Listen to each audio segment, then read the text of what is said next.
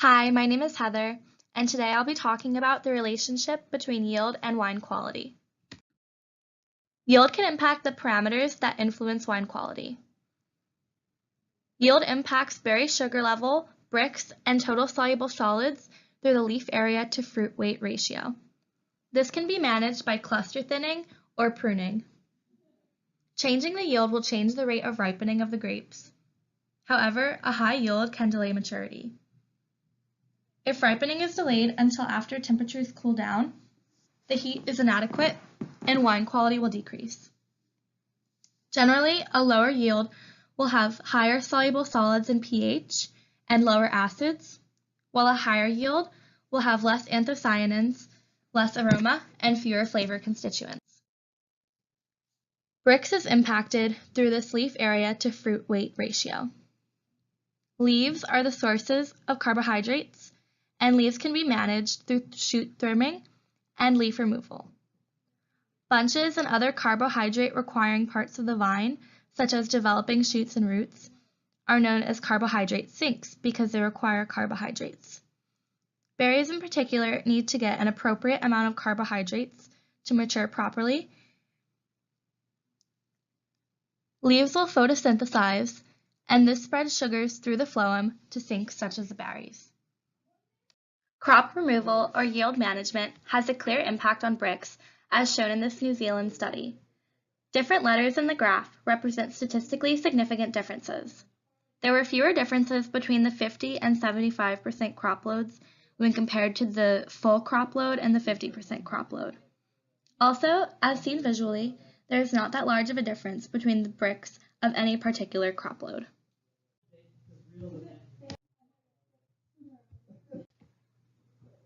In this New Zealand study, Brix, titratable acidity, and pH were all measured at full and 50% crop loads. The only attribute that was statistically significant was Brix. Titratable acidity and pH were minimally impacted by crop load. In this 1996 study looking at Oregon and British Columbia wines, reducing crop level increased ethanol and anthocyanins in the Oregon wines. However, the British Columbia half-crop wines had higher titratable acidity, pH, anthocyanins, and ethanol.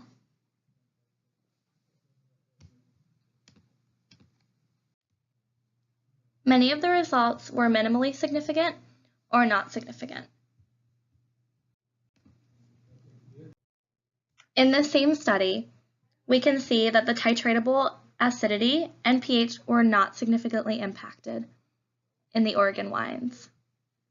The total anthocyanins were minimally impacted, and ethanol was moderately impacted by changing the yield. In this study of differential yields of Italian Riesling, treatment 2 produced the best quality wine, according to the researchers. This treatment consisted of a low to intermediate yield of 72 buds per vine, which was compared to the other treatments. Treatment 1 was 60 buds per vine, while treatment 2 was 120 buds per vine, and 4 and 5 were different methods of harvesting. There are different methods of reducing yield. Matthews and Guignard at UC Davis got together a panel of experienced wine drinkers.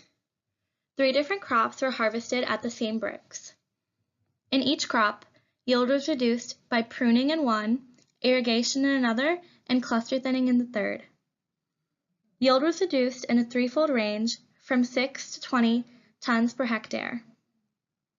Cluster thinning significantly impacted 3 sensory attributes out of 15 total, while pruning impacted 9 to 10 sensory attributes out of the 15,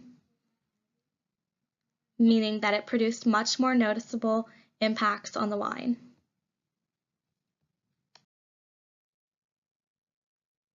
But are these quality differences qualitatively noticeable?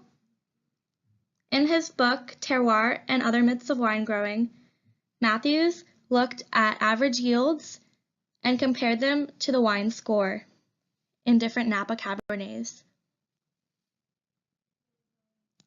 As you can see in the graph, there is no clear relationship between yield and wine score, meaning that even though some attributes may have been changed, they were not qualitatively noticed. This 1996 study looked at the impact of full and half crops on aroma, color, and flavor descriptors. Very few were statistically significant between the full and half crop. This is further proof that even though the compounds present in the wine may change, these changes are not always qualitatively noticed by a consumer, even an expert. In conclusion, dropping fruit for no real concrete reason does not have a significant enough benefit to outweigh the cost of losing fruit. Additionally, there are even less significant changes between a 50% reduction and a 75% reduction in a crop. The research shows that cluster thinning produces the least amount of sensory changes in a wine when compared to pruning. An effective solution is to focus on the vine balance, such as the leaf area to fruit mass ratio, because this is what impacts Brix the most. A realistic application of the science behind the impact of yield on wine quality is to alter the yield only in cool climates where harvest needs to be completed earlier because there is risk of freezing or botrytis from rain. If the vine and leaf area can support the grapes, it's probably best to keep them. Even though there may be such a thing as too many grapes, there's never such thing as too much wine. So keep that in mind. And here are the sources used for this PowerPoint. Thank you.